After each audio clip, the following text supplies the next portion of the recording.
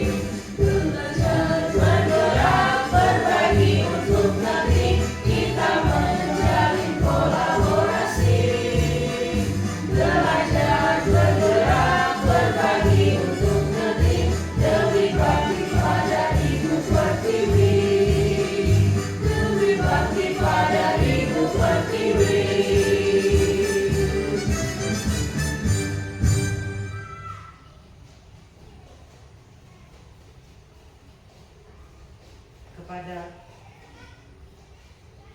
Bapak Ibu disilakan duduk kembali.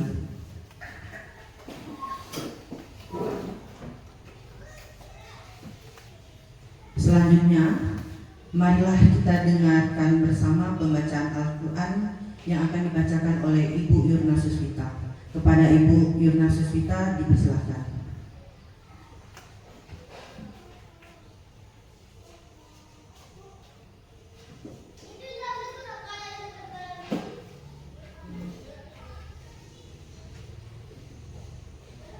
Assalamualaikum warahmatullahi wabarakatuh. Waalaikumsalam warahmatullahi wabarakatuh.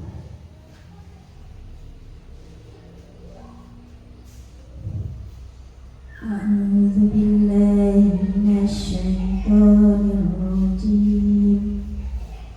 Bismillahirrahmanirrahim. Wa idh akhadna mitsaqa bani Israila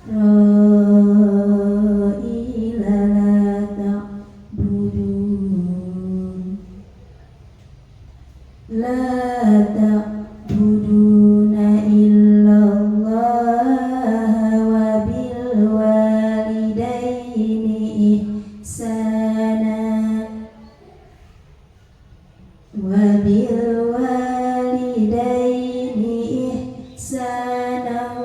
wa dhil qurba wal yatama wal masakini wa qulu linnas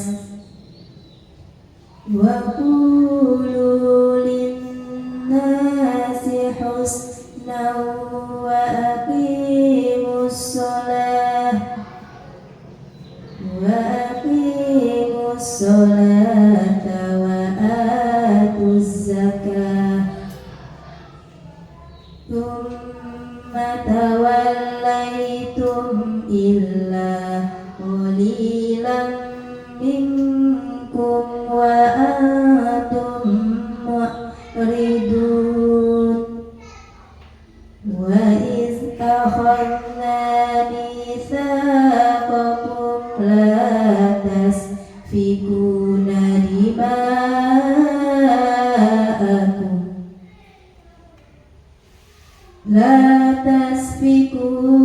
dima'akum wa la tukhrijuna anfusakum min diyarikum thumma aqrartum wa antum tashhadun thumma antum haula'i taqtuluna anfusakum wa tukhrijuna fariqan minkum min diyarihim tazaharuna alaihim bil ithmi wal udwan wa iyyatukum usara tufaduhum wa huwa muharramun alaikum ikhrajuhum afatu'minuna bi ba'dil kitabi wa takfuruna bi ba'd fama jazaa'u man yaf'alu dhalika minkum illa khizyun fil hayati dunya wa yawmal qiyamati yuradduna ila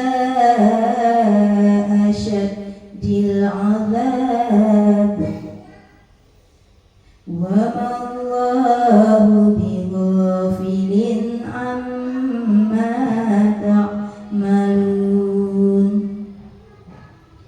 أولئك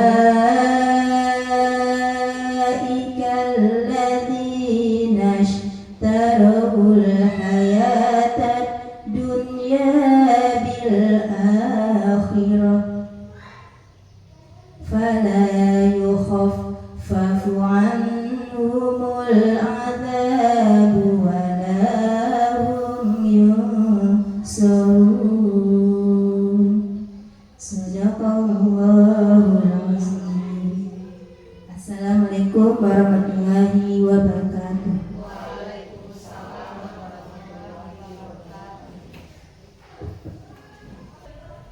Terima kasih kepada Ibu Yuna Susita. Baiklah, selanjutnya kita dengarkan bersama sambutan dari Kepala Sekolah yang akan diwakilkan oleh Ibu Atika Suri. Kepada Ibu Atika Suri dipersilakan.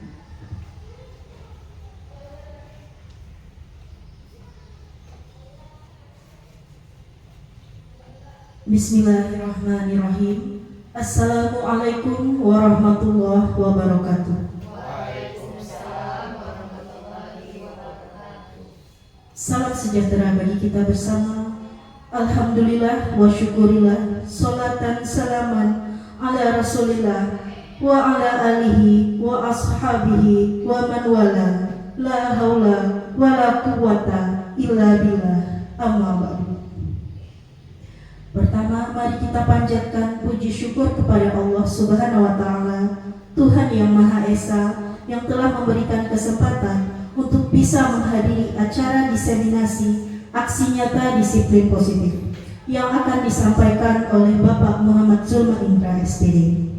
Selanjutnya, salawat dan salam selalu kita sampaikan kepada Nabi Muhammad SAW, Nabi akhir zaman yang telah menunjukkan jalan kebenaran kepada umatnya. Yang terhormat Bapak Kepala Sekolah Bapak John Harrison atau yang mewakili, yang dimuliakan Bapak Ibu Guru peserta yang hadir pada hari ini, dan terkhususnya kepada Bapak Muhammad Zulma Indra, calon guru penggerak Angkatan 11 Kota Padang. Bapak Ibu Guru hebat, Bapak Zulma adalah guru PJOK di SD Negeri 15 Belakang Pondok. Bapak Zulma juga perdana atau satu-satunya calon guru penggerak di SD Negeri 15 Belakang Pondok. Kami sangat berharap nantinya dapat menyusul Bapak Zulma dalam pendidikan calon guru penggerak angkatan berikutnya. Amin amin ya rabbal alamin. Berikutnya dari acara ini diharapkan Bapak Ibu guru dapat memperhatikan dan memperoleh ilmu yang bermanfaat pada kegiatan ini. Selanjutnya bisa diterapkan ke dalam proses pembelajaran di kelas. Baiklah, izinkan saya terakhir menyampaikan pantun. Rasanya enak masakan opor, dibawa ibu pergi ke kantor. Guru penggerak adalah pelopor, bergerak bersama jadi inisiator. Terakhir, buah tomat disayat-sayat, bijinya banyak dimakan ngengat. Mari belajar sepanjang hayat, guru penggerak selalu semangat.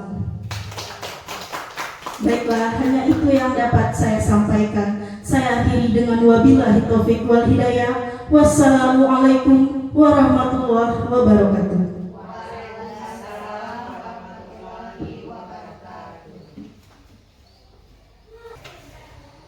Baiklah, kita masuk pada acara inti, yaitu mendengarkan presentasi diseminasi aksi nyata budaya positif oleh Bapak Muhammad Zulma Indra.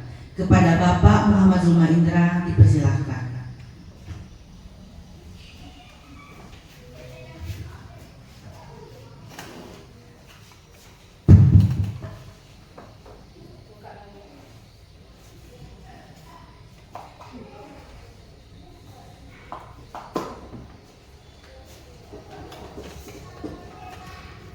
Bismillahirrahmanirrahim. Assalamualaikum warahmatullahi wabarakatuh. Waalaikumsalam warahmatullahi wabarakatuh.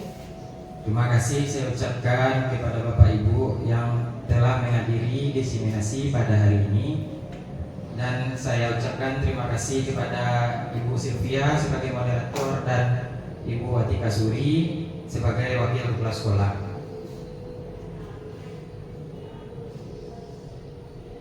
Perkenalkan, Bapak Fasilitator Surajio SPD dan Ibu Pengajar Praktik Ibu Rosa Z MPD Kons.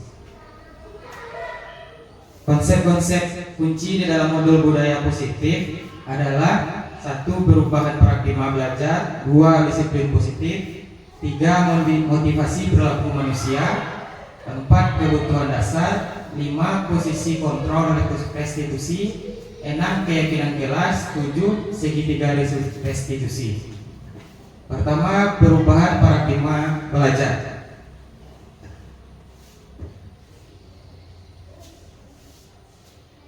Pembelajaran dengan paradigma belajar merupakan prinsip pembelajaran yang berdiferensiasi, sehingga setiap siswa belajar sesuai dengan kebutuhan murid masing-masing dengan tujuan untuk mewujudkan profil pelajar Pancasila, sehingga sekolah bisa menciptakan lingkungan yang positif, aman, nyaman, dan mampu untuk siswa merdeka dalam belajar, mandiri, serta bertanggung jawab.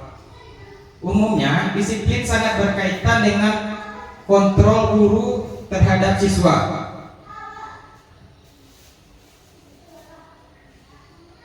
Ini ada satu pertanyaan pemantik. Apakah bisa kita mengontrol perilaku murid? Apakah kita bisa, Bapak Ibu? Ada yang bisa menjawab? Apakah bisa kita sebagai guru mengontrol perilaku siswa di kelas? Apakah bisa, Ibu? Bisa. Mengontrol murid belajar selama kita mengajar dalam kelas. Dan apabila Ibu Erlinda ke WC pipis, apakah juga bisa mengontrol murid? Bisa. Ibu Dersa? Bisa. Ibu Hita? Bisa. Baik Bapak Ibu, dalam pertanyaan pemantik ini sebelumnya saya juga berpikir bisa mengontrol perilaku murid, tapi menurut Dr. William Glaser yang merupakan seorang psikiater dan tokoh pendidikan menyatakan bahwa kita seorang guru tidak bisa mengontrol murid, yaitu ilusi guru mengontrol murid. Murid yang kita kontrol di saat dalam jam pembelajaran, kenapa bisa kita kontrol? Karena murid itu menginginkan sendiri dirinya untuk dikontrol. Kita tidak dapat memaksa murid. Saat kita mengontrol murid itu karena ada kebutuhan dasar yang dipilih oleh murid itu tersebut. Dan ilusi selanjutnya bahwa semua penguatan positif yang efektif dan bermanfaat itu juga hanya berjangka waktu pendek. Contoh misalnya kita membujuk murid, meraih murid untuk belajar, namun itu hanya dalam jangka waktu tertentu. Kemungkinan murid akan sadar saat kita merayu dan suatu saat mereka akan menolak, atau ketergantungan kepada guru. Miskonsepsi makna kontrol selanjutnya yaitu ilusi bahwa kritik membuat orang merasa bersalah dapat menguatkan karakter. Ini biasanya terjadi di saat murid-murid kita sedang berkelahi, bertengkar. Kita menggunakan nada-nada yang cukup tinggi. Seharusnya kita sebagai guru cukup menggunakan suara halus untuk menyampaikan pesan negatif. Mereka akan menjadi merasa buruk, kadang sulit untuk mengidentifikasi bahwa mereka sedang melakukan perilaku tersebut.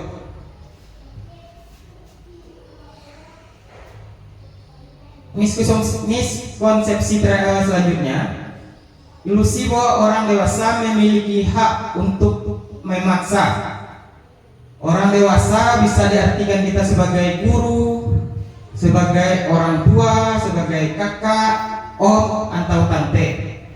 Menggunakan kritik dan rasa bersalah untuk mengontrol murid yang sebenarnya menuju identitas gagal. Contohnya, misalnya kita mengajar murid berulang-ulang menggunakan kata memaksa, pendeta ibu, apa aja, tidak jangan aku. Maka mereka akan merasa buruk tentang diri mereka.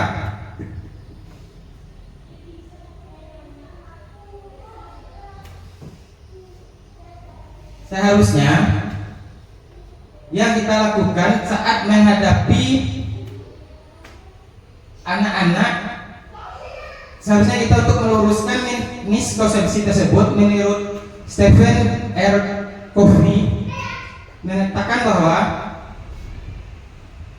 seseorang bisa merubah dari paradigma stimulus respon menjadi pendekatan teori kontrol.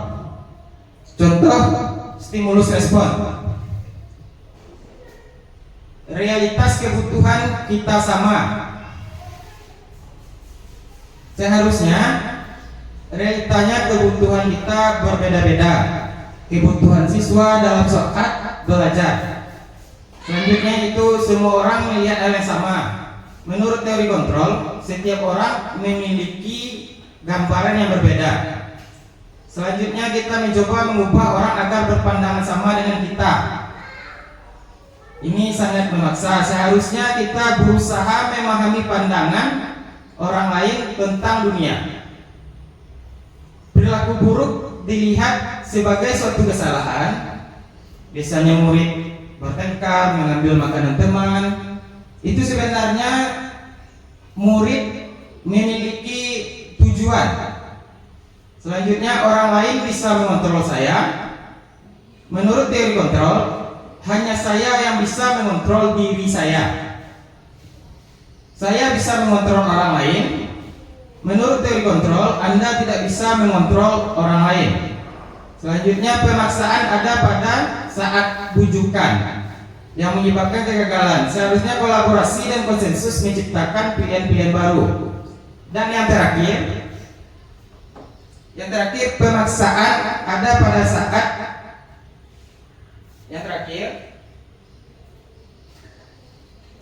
model berpikir menang.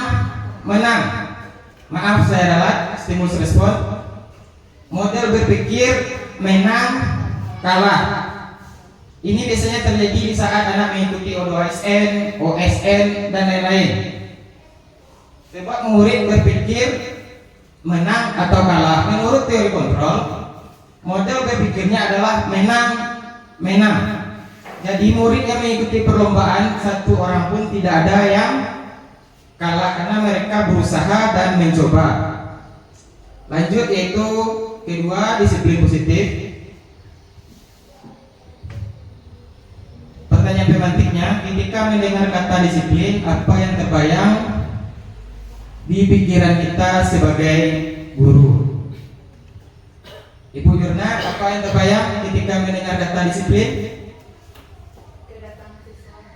Tepat waktu atau kedatangan siswa. Ibu Darsa? Mematuhi Mematuhi aturan. Ibu Yulmazarni, apa yang terbayang oleh ibu tentang kata disiplin? Tepat waktu, aturan.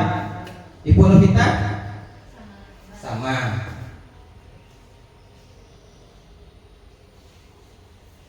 Kebanyakan kita sebagai guru lebih menghubungkan kata disiplin dengan tata tertib, peraturan, yang satu lagi hukuman.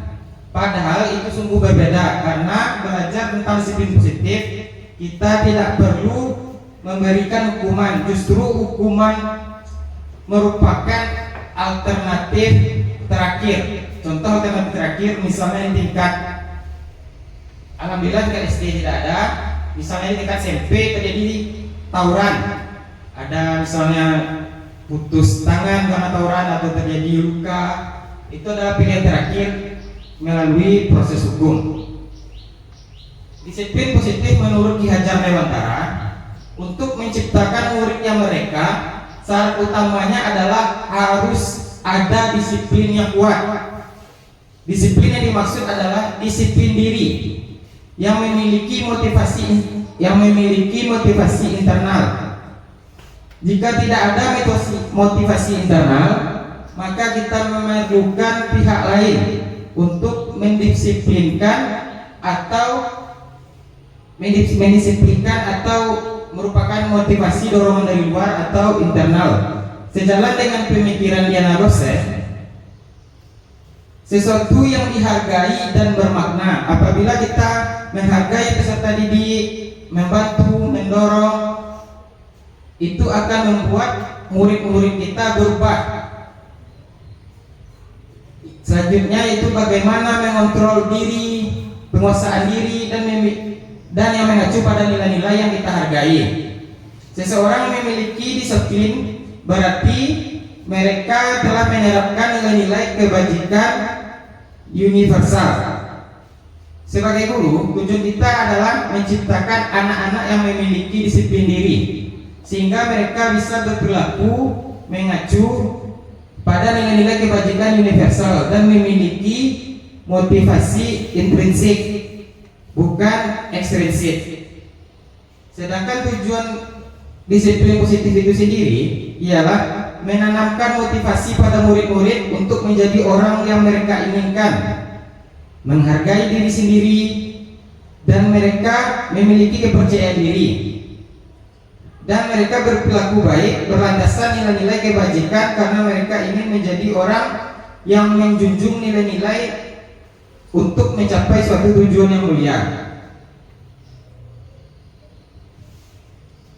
Inilah nilai-nilai kebajikan universal, yaitu nilai kebajikan yang disepakati bersama lepas dari suku, bangsa, agama, bahasa maupun latar belakang lainnya. Sifat-sifat positif manusia merupakan tujuan mulia yang ingin dicapai. Payung besarnya dari sikap dan perilaku kita atau nilai-nilai merupakan fondasi kita berperilaku. Nilai-nilai kebajikan universal yang saya ambil adalah profil belajar Pancasila. Sama-sama kita inginkan itu murid beriman bertakwa kepada Tuhan Maha Esa dan berakhlak mulia, mandiri, bernalar kritis, berkebinekaan global, bergotong royong, dan kreatif. Inilah nilai-nilai kebajikan universal yang saya maksud tadi. Salah satunya tadi profil belajar Pancasila, dan selanjutnya peduli, rajin, integritas, rasa hormat, keberanian, keadilan, baik hati, keteguhan hati, rendah hati, dan pengertian.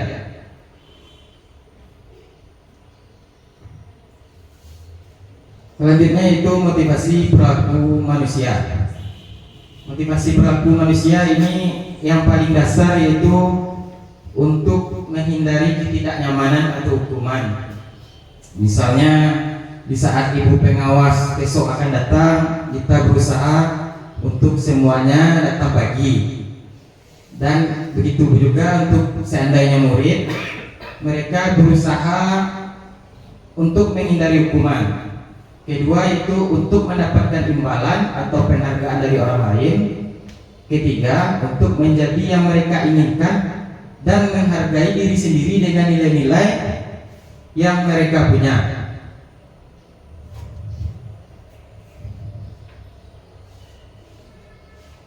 Di dalam motivasi perilaku manusia ada beberapa perbedaannya: hukuman, konsekuensi, restitusi. Hukuman ini bersifat tidak terencana atau tiba-tiba. murid tidak tahu apa yang akan terjadi. Misalnya temannya mengambil makanan, mereka tidak tahu itu mendadak, yaitu berupa hukuman fisik dan psikis. Sedangkan konsekuensi ini lebih tepatnya pada keyakinan kelas, yaitu terencana atau disepakati, keputusan atau kesepakatan dua arah, sedangkan hukuman satu arah. Selanjutnya itu murid tetap dibuat tidak nyaman. Sikap guru selalu memonitor murid. Yang terakhir itu restitusi, proses menciptakan baik bagi murid untuk memperbaiki kesalahan sehingga murid bisa kembali kepada kelompok atau teman satu kelasnya. Sedangkan restitusi tujuan utamanya yaitu mengajarkan murid untuk mencari solusi atas kesalahan yang mereka buat sehingga mereka bisa memperbaiki tingkah lakunya. Dalam menjalankan keyakinan kelas di sekolah, bila mana ada suatu pelanggaran pada umumnya berbentuk hukuman dan konsekuensi. Dalam diseminasi ini akan diperkenalkan disiplin positif yang bertujuan untuk restitusi. Sedangkan restitusi itu sendiri adalah proses menciptakan kondisi bagi murid untuk memperbaiki kesalahan mereka sehingga mereka bisa kembali pada kelompok mereka atau kepada kelasnya atau teman sebaya dengan karakter yang lebih kuat karena mereka telah mengetahui kesalahan dan bagaimana memperbaiki kesalahan tersebut, sehingga murid bisa berpikir yang mereka inginkan dan bagaimana mereka memperlakukan orang lain. Restitusi juga merupakan proses kolaboratif yang mengajarkan murid untuk apa yang mereka inginkan dan bagaimana mereka memperlakukan teman sebaya atau orang lain. Ciri-ciri restitusi. Restitusi bukan untuk menebus kesalahan, namun untuk belajar dari kesalahan. Restitusi untuk memperbaiki hubungan. Restitusi adalah tawaran, bukan paksaan. Restitusi atau menuntut untuk melihat ke dalam diri peserta didik masing-masing. 4. Kebutuhan dasar. Ini saya bacakan satu pertanyaan pemantik, Ibu-ibu. Ibu Ambar, guru kelas 2A di SD Pelita Hati, sedang bingung menghadapi ulah salah satu murid di kelasnya yang bernama Doni. Beberapa anak di kelas 2A telah datang padanya dan mengeluhkan Doni sering meminta bekal makan siang mereka dengan paksaan. Jika Bapak Ibu menghadapi situasi seperti Ibu Ambar, apa yang akan Bapak Ibu lakukan? Menurut Bapak Ibu, kira-kira apa alasan Doni melakukan hal tersebut? Bagaimana menurut Ibu Tika? Kenapa Doni melakukan hal tersebut? Karena dia belum makan dari rumah dan merasa perutnya lapar sehingga makanan teman yang kelihatan sama dia diempatnya aja. Terima kasih kepada Ibu Vera. Karena Doni belum makan, karena itu Doni mengambil makanan temannya. Selanjutnya, pada dasarnya Doni melakukan hal tersebut karena salah satu dari kebutuhan dasar manusia tidak terpenuhi. Satu, kebutuhan bertahan hidup seperti yang disampaikan Ibu Vera tadi, karena belum makan. Berarti poin 1 tidak terpenuhi. Yang kedua, kasih sayang dan rasa diterima. 3, penguasaan. 4, kebebasan. 5, kesenangan. Di dalam kehidupan sehari-hari, apalagi dalam kehidupan antar murid di sekolah, apabila 1 dari 5 poin kebutuhan dasar manusia tidak terpenuhi, maka peserta didik kita akan memenuhinya sendiri melalui hal-hal yang negatif.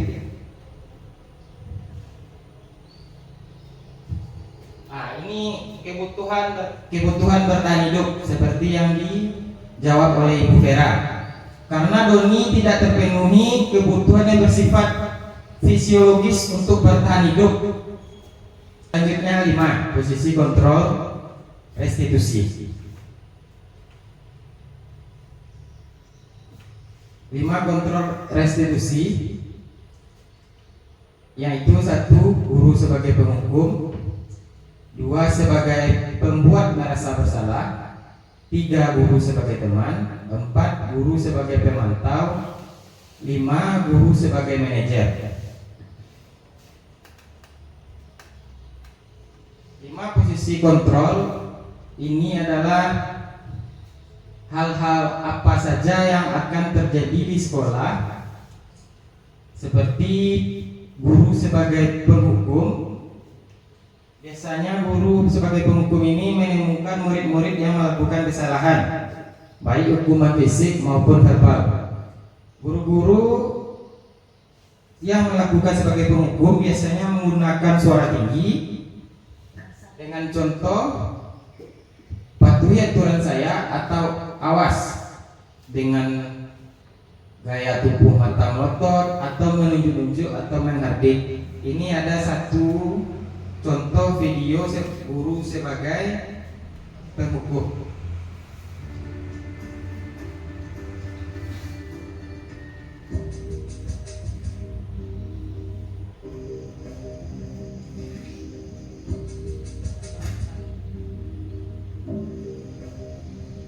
Naren,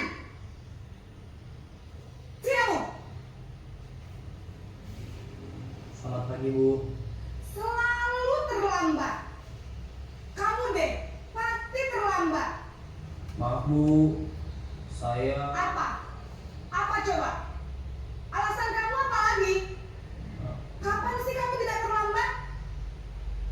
Malas sekali ya kamu jadi anak. saya Dasar pemalas. Gak kapok-kapok sih kamu. Sudah berapa kali terlambat? Sana, kamu keliling lapangan basket 2 kali. kenapa saya harus keliling lapangan basket, Bu? Kenapa? Kamu melawan ibu? Berani-beraninya jawab. Sudah terlambat, masih berani jawab pula. Sekarang, keliling lapangan basket 5 kali sekalian. Biar kapok. Cepat. Pergi sana ke lapangan basket.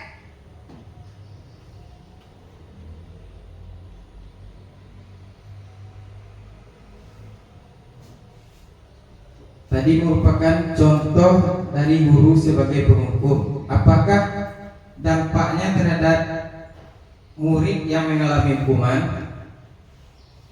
Dampak paling buruknya adalah mungkin murid melihat motor guru ada di parkiran lalu menggores kendaraan tersebut dengan paku atau membocorkan ban, karena murid mengalami dendam kepada guru tersebut. Selanjutnya, pembuat merasa bersalah. Pembuat merasa bersalah biasanya menggunakan suara memelas, halus. Tapi pembuat rasa bersalah ini akan membuat muridnya kadang seperti lebih berbahaya daripada penghukum. Murid merasa tertekan atau tidak bisa meletuskan amarahnya dan bisa menyakiti diri sendiri atau orang lain. Jadi pembuat rasa bersalah ini menampakkan lebih daripada penghukum. Salah satu contoh video berikut.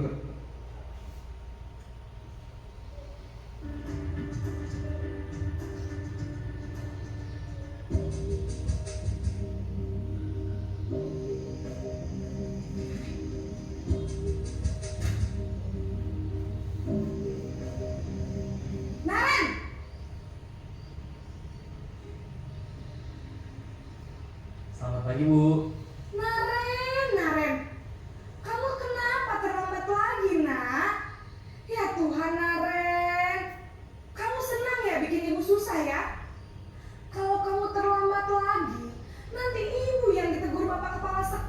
nak. Disangka ibu tidak bisa membina kamu. Duh, gimana ini? Maaf Bu. Duh, Gusti Naren. Kamu suka ya kalau ibu ditegur bapak kepala sekolah? Terus, sekarang ibu harus tulis apa ini di buku absen? Ini kamu sudah sering terlambat loh. Ibu harus apa coba? Maaf Bu. Maaf sekali. Ya sudah, lain kali jangan bikin ibu susah lagi ya nak ya. Ibu tidak akan kuat lagi kalau kamu begini terus. Bisa jantungan kalau ibu ditegur bapak kepala sekolah. Sana cepat ke kelas. Maaf ya Bu. Maaf sekali.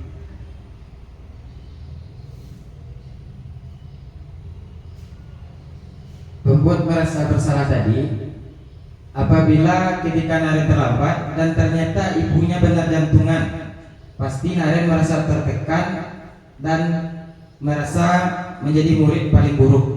Selanjutnya itu sebagai teman. Sebagai teman ini lebih ramah, akrab, dan suka bercanda dengan murid. Berikut adalah contoh video guru sebagai teman.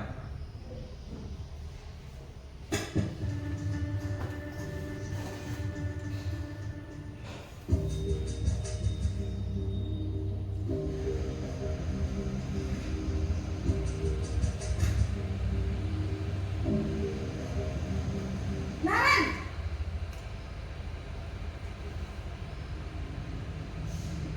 Selamat pagi Bu. Wah, sudah jam berapa ini nak? Terlambat lagi ya sayang. Iya Bu. Habis ibu saya lupa bangunkan saya Bu. Kamu malah menyalahkan ibu kamu. Kamu bukannya anak yang larinya paling kencang. Kok terlambat sih? Iya Bu. Saya memang terlambat bangun tadi. Jadi biarpun saya lari kencang, tetap gak kekejar Bu. Ya sudah sana. Nanti lain kali larinya lebih kencang lagi ya. Biar gak terlambat lagi. Bikin seneng ibu. Demi ibu. Bisa kan? Bisa lah Bu. Ya sudah sana masuk kelas. Ibu beresin urusan absen kamu. Kamu ini ada-ada saja.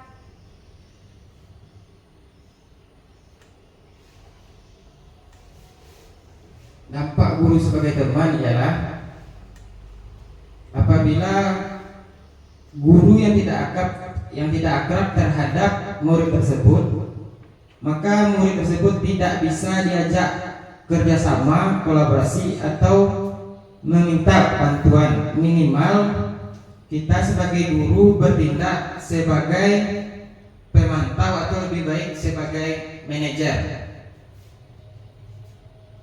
Kalau pemantau, yang berarti pemantau itu mengawasi, biasanya bersikap formal, bahasa datar, dan apabila menemui murid melakukan kesalahan, pemantau akan bertanya peraturannya apa yang telah kamu lakukan, dan apa sanksi atau konsekuensinya terhadap perilaku yang ditimbulkan oleh murid tersebut. Ini ada contoh video guru sebagai pemantau.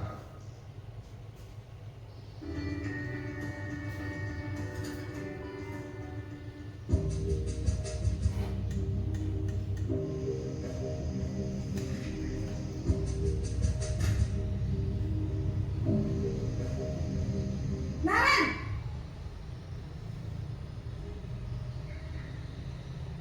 Selamat pagi Bu. Naren, apa peraturan sekolah kita tentang jam berapa kita harus masuk sekolah, nak? Kita harus di sekolah jam 7 Bu. Iya betul, sekarang sudah jam 7.20. Naren sudah tahu konsekuensinya jika terlambat hadir. Paham Bu. Saya harus tinggal kelas pas jam istirahat selama 20 menit. Iya benar, konsekuensinya demikian. Jadi nanti jam 9.30 pas istirahat, kamu harus tinggal di kelas, kerjakan tugas tambahan untuk ketertinggalan kamu, ya? Baik Bu.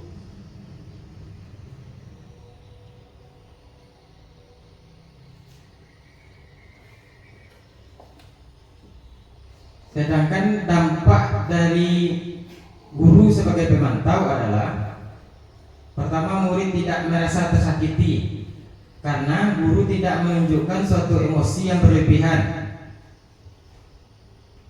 Tetapi murid tetap dibuat tidak nyaman atas kesalahan mereka. Contohnya itu dari video tadi, guru tetap harus memantau murid pada saat mengerjakan tugas di jam istirahat karena murid tersebut terlambat. Selanjutnya sebagai manajer.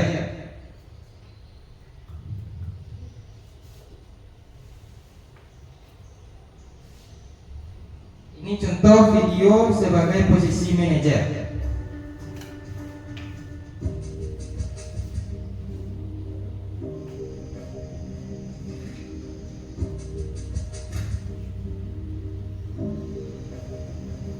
Naren,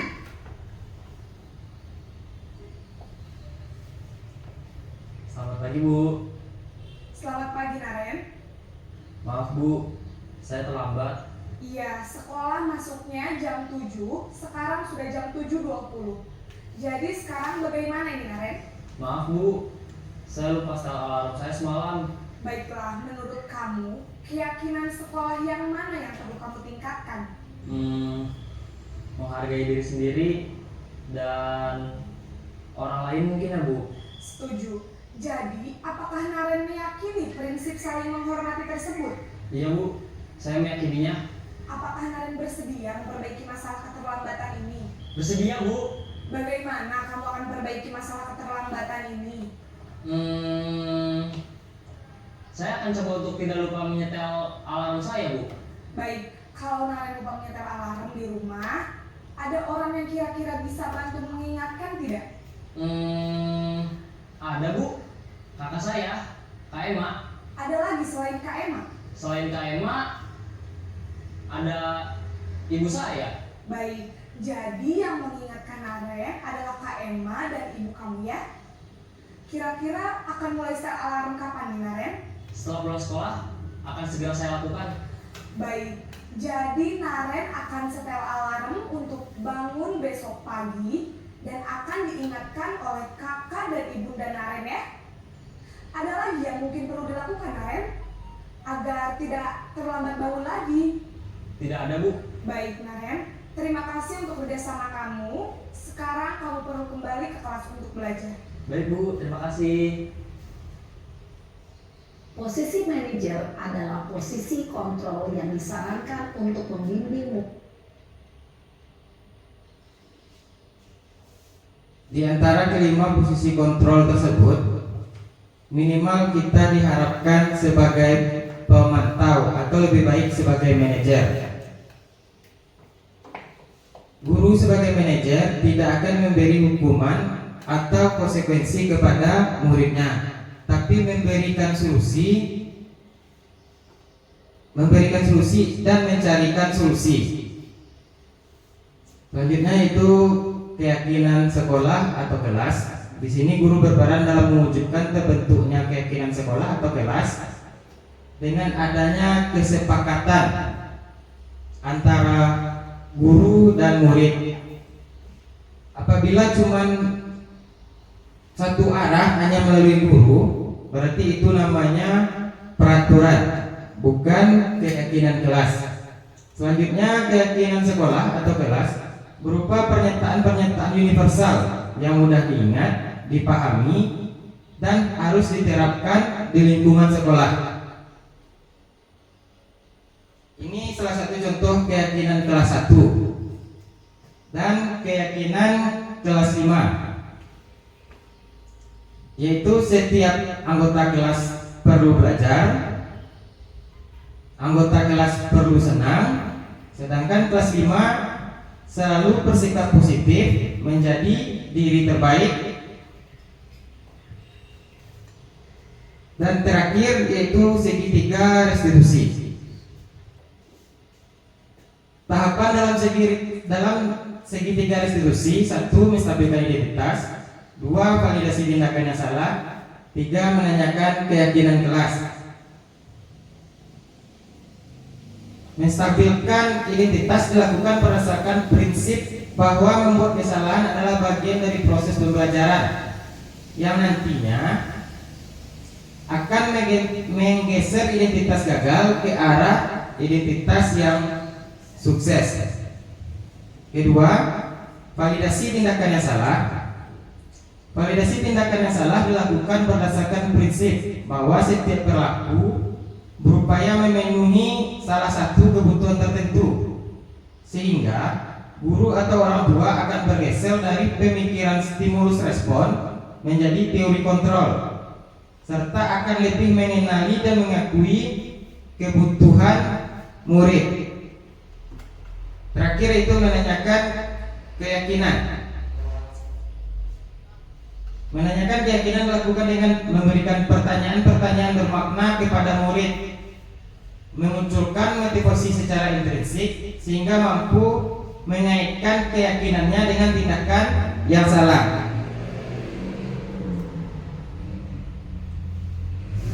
Hanya itulah yang bisa saya sampaikan. Saya ucapkan terima kasih. Assalamualaikum warahmatullahi wabarakatuh.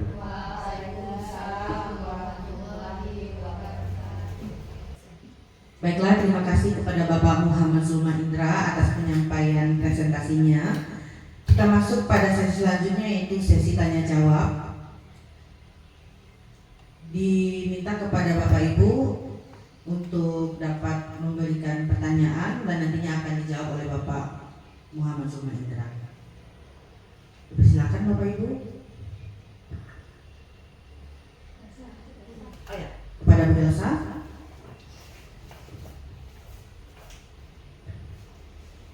Terima kasih kepada Ibu Sylvia. Assalamualaikum warahmatullahi wabarakatuh. Saya Delsa Adrika ingin bertanya. Tadi saya mendengar mengenai restitusi.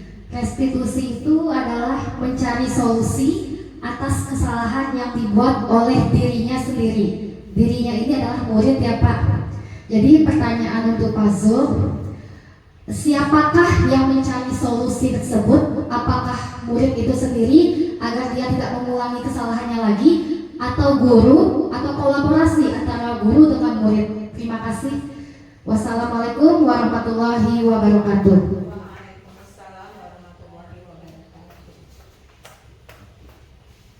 Terima kasih kepada Ibu Delsa.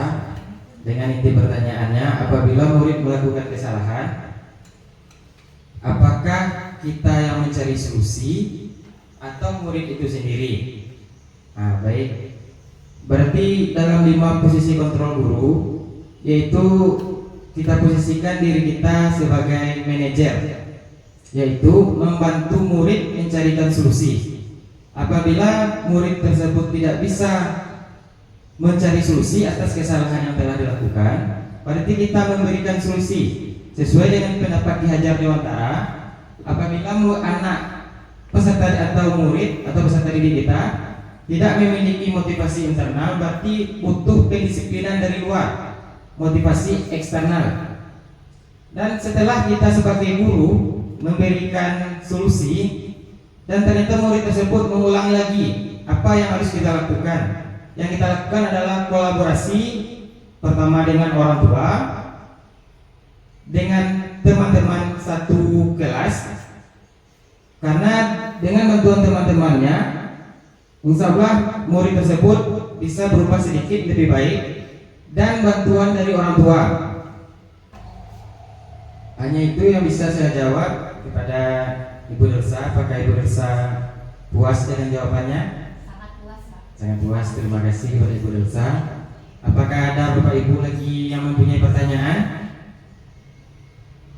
Bapak Ibu, apakah ada yang punya pertanyaan? Baik, Ibu Nurita, saya persilakan kepada Ibu Nurita. Assalamualaikum warahmatullahi wabarakatuh. Mungkin di sini saya masih ada keraguan tentang keyakinan dan restitusi. Bisakah Bapak Zul memberikan contoh bagaimana bentuk keyakinan dan restitusi yang harus dibuat oleh setiap kelasnya? Terima kasih.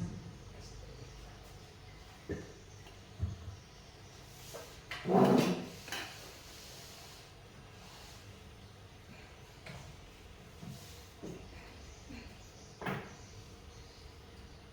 kasih saya ucapkan kepada Ibu Novita, yaitu contoh keyakinan kelas dan apa hubungannya dengan restitusi. Baik Ibu, contoh keyakinan kelas yaitu seperti keyakinan contohnya misalnya yaitu kelas 1. Pertama kita menyampaikan dulu apa-apa saja peraturan-peraturan yang akan kita buat di kelas atau di sekolah. Jadi kita mempersilahkan kepada murid-murid apa saja aturan-aturan atau masalah-masalah yang berada di kelas. Setelah murid menyampaikan aturan atau masalah-masalah, nanti masukannya ditampung atau kita tulis di papan tulis bagaimana apa saja masalahnya yang harus diperbaiki. Setelah mendapatkan masalah-masalahnya, kita buat kesepakatan kelasnya dengan nilai-nilai kebajikan universal. Contoh yaitu setiap anggota perlu belajar. Ini biasanya di kelas 1 anak-anak suka bermain atau berjalan. Jadi keyakinan kelasnya contohnya itu setiap anggota kelas perlu belajar dan setiap anggota kelas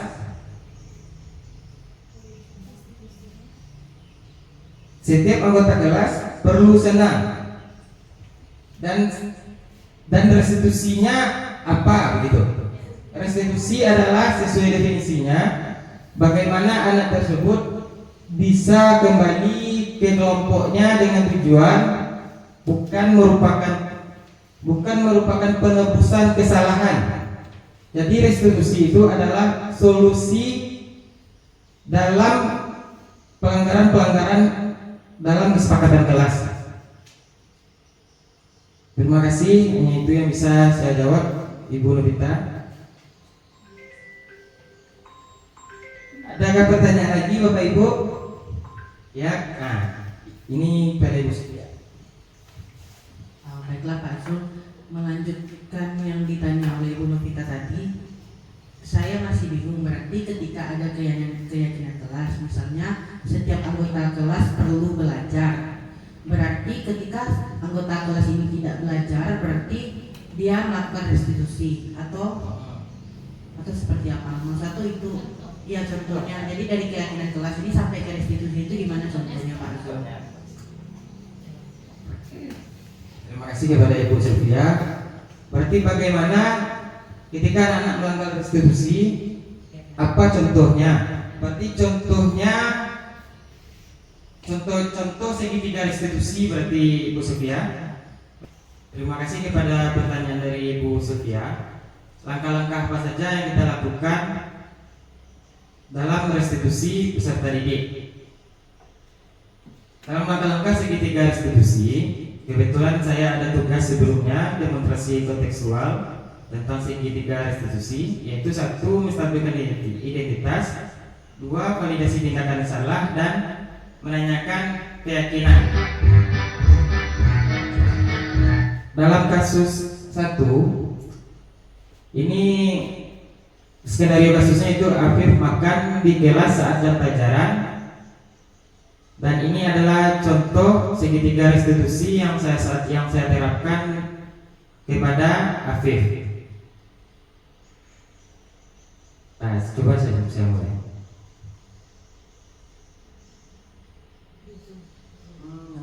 Sudah istirahat. Makan tak? Afif tahu kenapa Bapak panggil di sini? Karena makan di kelas lebih. Kira-kira makan di kelas itu boleh atau tidak? Tidak. Sebenarnya makan itu Bapak tidak ada marah, tidak marah, karena makan itu adalah kebutuhan kita untuk makan supaya kuat, sehat, dan melanjutkan pelajaran yang fokus di kelas. Tapi harus tahu tempatnya di mana, jamnya. Nah, Bapak mau kenapa Habib makan di kelas? Karena lapar. Oke. Emang jam berapa Habib tidur? Karena Habib tidak saya bisa makan pagi. Oke. Besok ini Habib tidur lebih awal ya, supaya bisa makan pagi.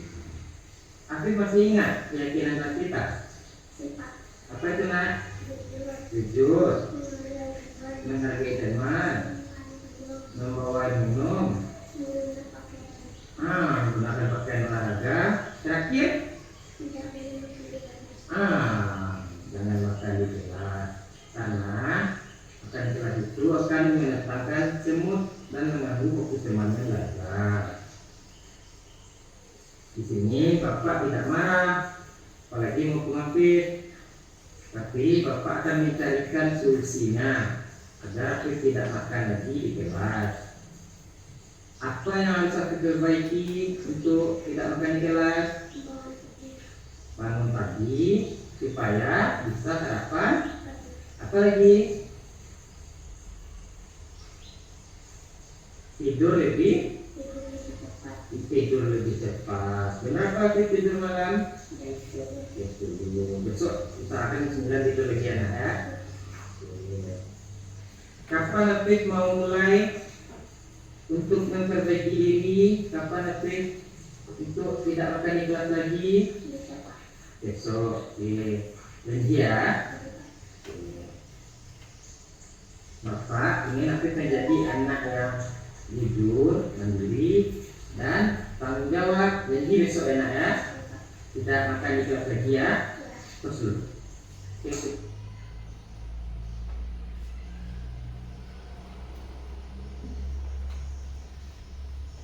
Baiklah, itu salah satu contoh video pelaksanaan segitiga restitusi rekayasa kasus Afif makan di kelas. Bagaimana Ibu Sufia, apakah ada kejanggalan? Tidak. Baiklah, saya tutup sesi. Apakah ada pertanyaan lagi Bapak Ibu? Tidak. Baik. Saya tutup pada kegiatan diseminasi aksi nyata hari ini tentang budaya positif. Saya ucapkan ribuan terima kasih dengan mengucapkan hamdalah. Alhamdulillahirrahmanirrahim. Assalamualaikum warahmatullahi wabarakatuh.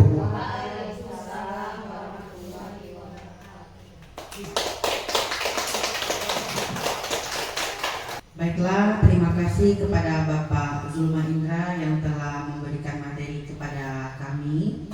Semoga materi yang Bapak sampaikan dapat kami implementasikan dalam kehidupan kami sehari-hari. Dan juga saya ucapkan terima kasih kepada Bapak Ibu yang telah meluangkan waktu pada siang ini untuk mendengarkan presentasi. Sekian, saya tutup. Saya sebagai moderator, kalau ada kata salah